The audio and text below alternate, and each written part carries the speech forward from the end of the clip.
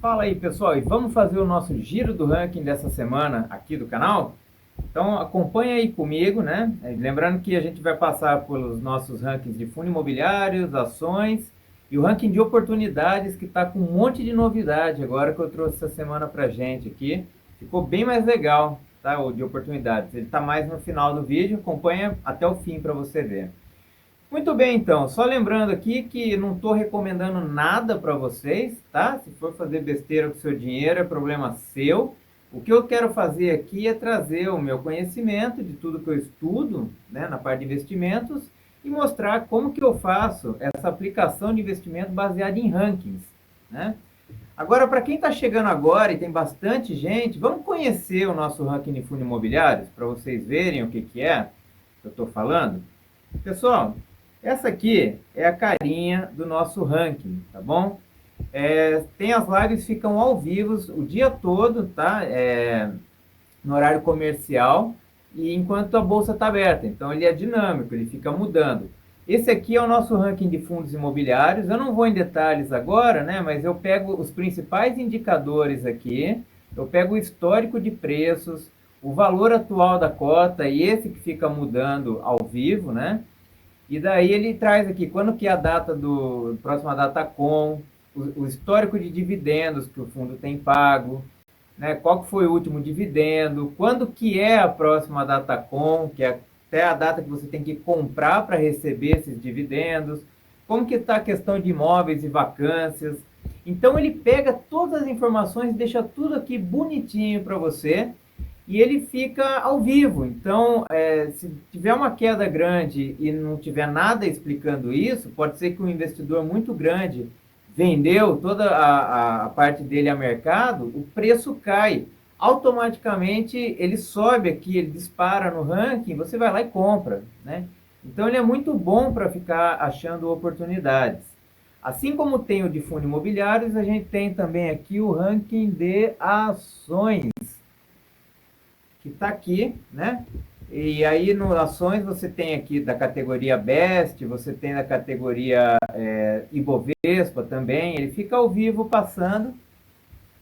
E aí a mesma coisa, eu pego os principais indicadores, tá, de ações e ele fica mostrando qual que é a melhor oportunidade para a gente comprar, tá?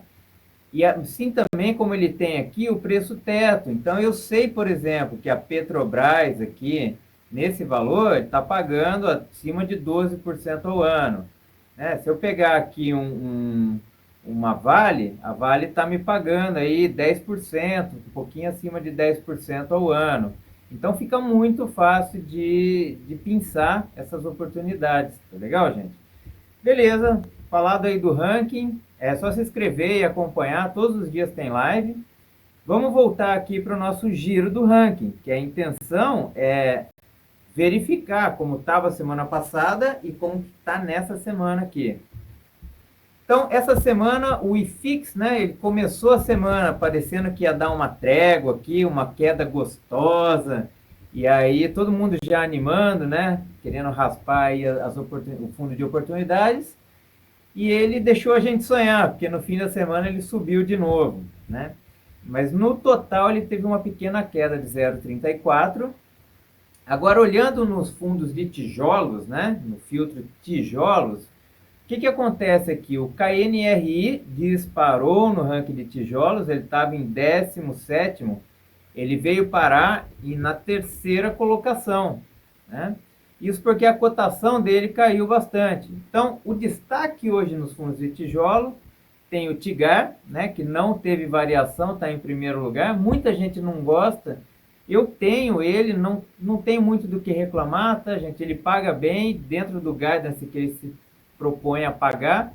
Só de fato é arriscado, ele é um fundo de desenvolvimento. Mas está tudo bem, eu aceito. Ele é a pimentinha da minha carteira, inclusive, tá? Mas eu aceito.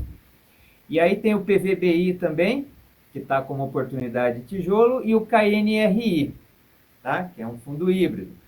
Agora, o legal de ver fundo imobiliário é por segmento. Então vamos dar uma olhada aqui por segmento como que ele está. No fundo de papel, né? O que a gente tem aqui, lembrando, vamos evitar comprar fundo de papel que está com PVP acima de 1, tá legal?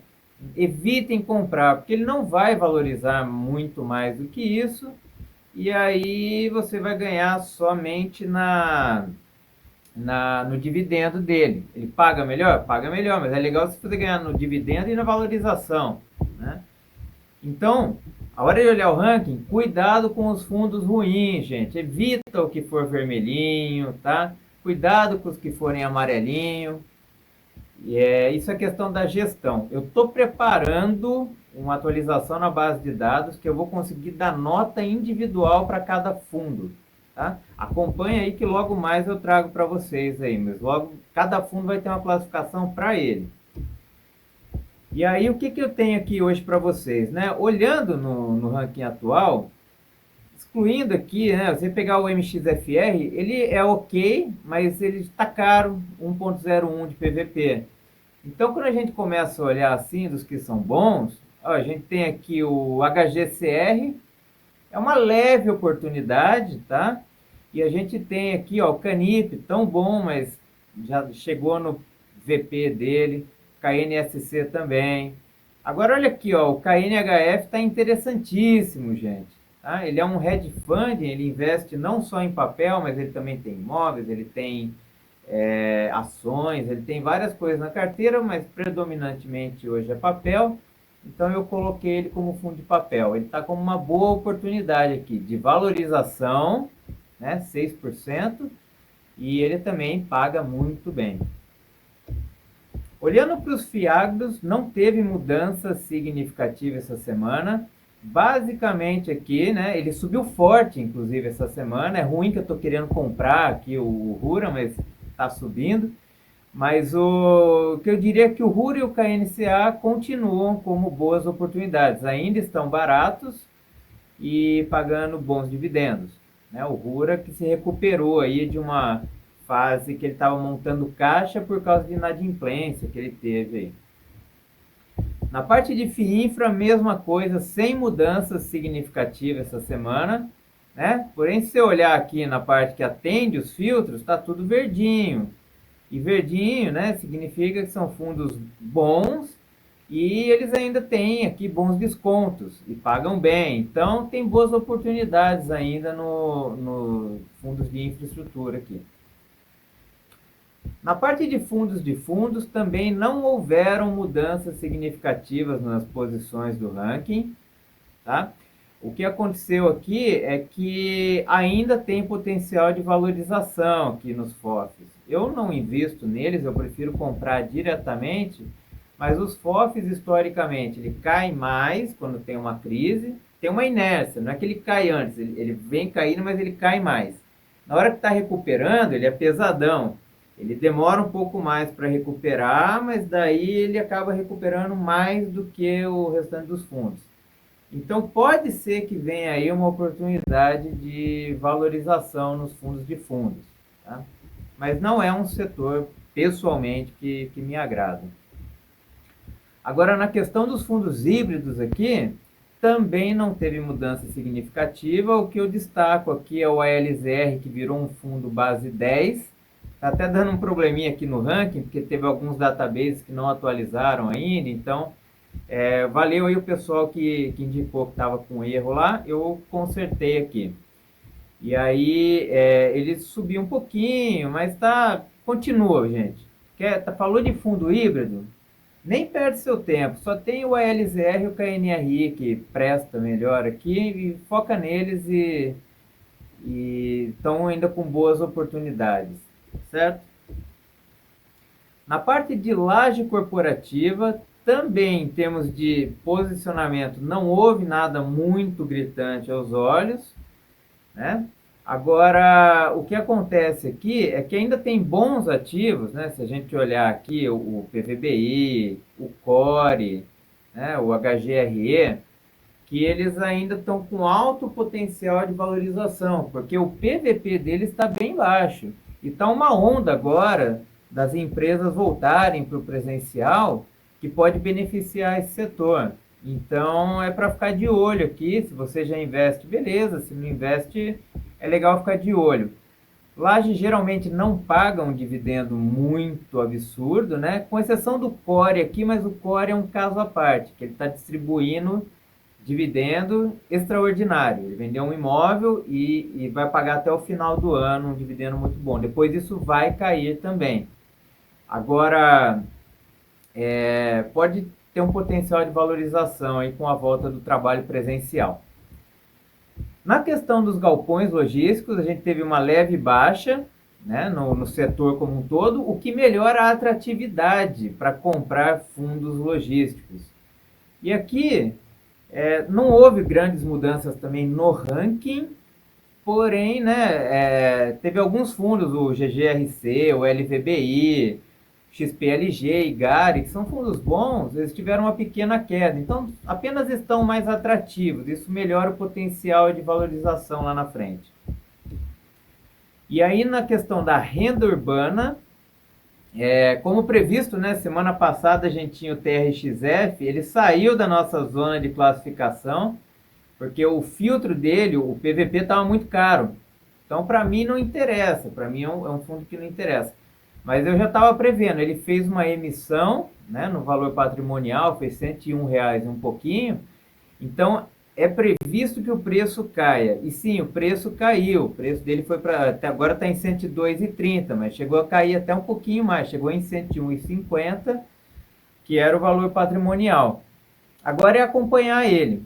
O destaque aqui na renda urbana, gente, ele continua com o HGRU, que ele está 5% aí está com 5% de desconto e tem um bom potencial de valorização. É um fundo muito bom o HGRU, por sinal.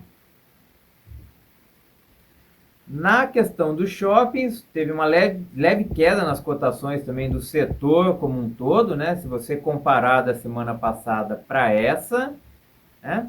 Mas nada gritante mudou no ranking. O que aconteceu é que melhorou a atratividade do setor de shoppings.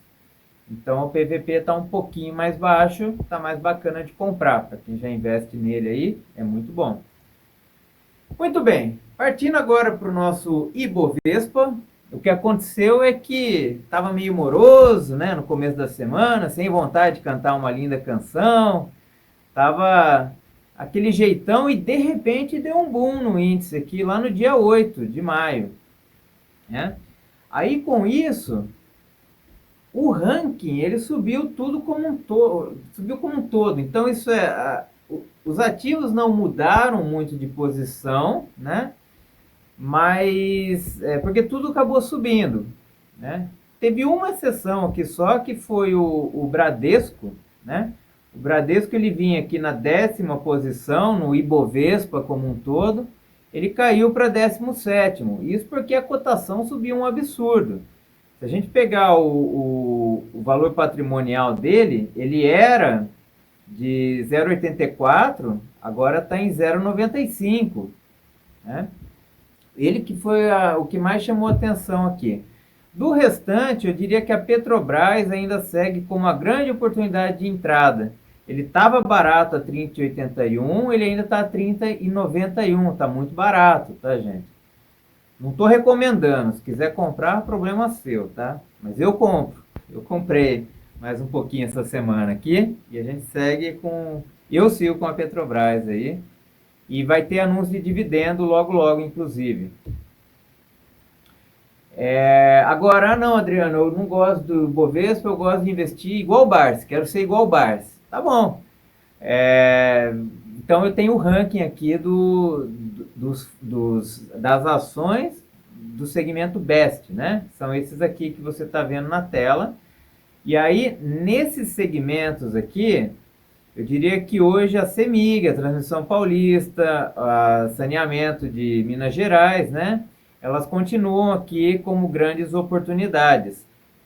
O que ficou ruim aqui é que o Bradesco, que estava uma excelente oportunidade na semana passada, acabou caindo lá para baixo, está em 5º agora, né? Então, você olhando aqui nas mínimas e as máximas, você já dá para ver, tem boas oportunidades ainda de entrada no segmento Best. E agora no ranking de oportunidades, eu estou trazendo novidades aqui para vocês. Deu um trabalhão, tá, para fazer isso. O que é oportunidade? Vocês veem que está tudo caro, parece, para comprar ações, fundos imobiliários? E tá mesmo, gente, está chegando nas máximas históricas. Então eu pego e coloco um ranking com outras coisas, para a gente olhar fora da casinha. Então tem desde das ações, dos fundos imobiliários, eu coloco ETFs americanos, moedas, metais, e aí eu adicionei essa semana a parte de criptomoeda e renda fixa, para ver aonde que está legal de correr. E como resultado, olha o que a gente tem aqui, ó. Esse é o nosso ranking de oportunidades. Se pegar aqui, o dólar caiu mais um pouquinho. Ele tá, o mais atrativo aqui para a gente hoje é o dólar. Logo em seguida, a gente vem com renda fixa. Esses juros aqui, ó, a gente tem o histórico, esses são os últimos 2 anos, tá? Da variação do juro do IPCA mais 2035 e do IPCA mais 2029. Então o 2035 aqui está bem interessante aqui de entrar nele. Tá? Depois você consegue ganhar inclusive na marcação a mercado. E logo em seguida, aqui depois na quarta posição, tem o pré-fixado 2031. Então a renda fixa, automaticamente o ranking jogou lá para cima, como excelentes oportunidades. Aí depois a gente tem o Ethereum, tá? Que ainda está barato, teve uma alta muito grande aí já essa semana, está se recuperando, mas ainda está barato. Depois vem pré-fixado também. E tem aqui, gente, os ETFs americanos. Para quem olhou o primeiro, segundo vídeo, viu que estava o mais barato lá, o dólar, e logo em seguida os ETFs americanos. Com isso, tá muito indicativo que vale a pena você converter para dólar e comprar ETFs lá nos Estados Unidos. Ah, como que eu faço isso, Adriano? Então tem meu cupom. Brincadeira, não tem cupom nenhum. Eu invisto lá fora usando o Nomad, tá? Eu gosto, não estou fazendo propaganda nenhuma, mas é bem fácil, de fato, de transmitir para dólar e depois converter lá. É um saco depois para fazer o imposto de renda do Nomad. Fica a minha crítica, porque você tem uma conta em dólar, uma conta corrente, depois você tem a conta de investimento e você tem a conta no Brasil também para mandar para lá. Então é meio chato, é como se tivesse 3 contas em uma. Isso ninguém te conta, né? Mas, tirando essa questão do imposto de renda, que é um saco de fazer, mas é muito prático de investir pelo Nomad. Logo em seguida aqui, a gente tem outras criptomoedas, né? O BNB, que é lá da Binance, o XRP, que está na moda. Olha como estourou o XRP de um tempinho para cá. Né? Depois vem prata, ouro. E olha que coisa, gente. Bitcoin... Ações brasileiras e fundo imobiliário são os menos atrativos hoje. Porque tá caro, tá muito caro. O Bitcoin explodiu, chegou lá em cima. Tá quase na máxima histórica, que foi 106 mil. E aí as ações brasileiras e fundo imobiliário também estão nas máximas. Então, o que eu estou fazendo hoje? Eu estou fazendo pequenas compras de manutenção em fundo imobiliário e ações. E eu estou mandando para renda fixa hoje, baseado no meu ranking, tá? Depois você faz o que você quiser aí com o seu dinheiro, mas eu estou fazendo isso, até porque eu confesso que invisto pouco em renda fixa, mas depois de ver isso aqui eu vou acabar entrando mais forte nele. Ainda mais com as altas aí que teve de Selic e tudo mais. Então, gente... Ibovespa e FIX seguem com piores oportunidades e a renda fixa continua muito atrativa. E é isso que eu tinha para essa semana. Está feito o nosso giro do ranking. Se você gostou, se inscreve aí e acompanha o ranking ao vivo todos os dias, né? Deixa ele rodando ali no seu computador, numa abinha aberta. E de tempos em tempos você entra lá e vê o que está rolando lá ao vivo. Beleza, gente? Valeu então, forte abraço, boa semana para todos aí. Até mais, até o próximo vídeo.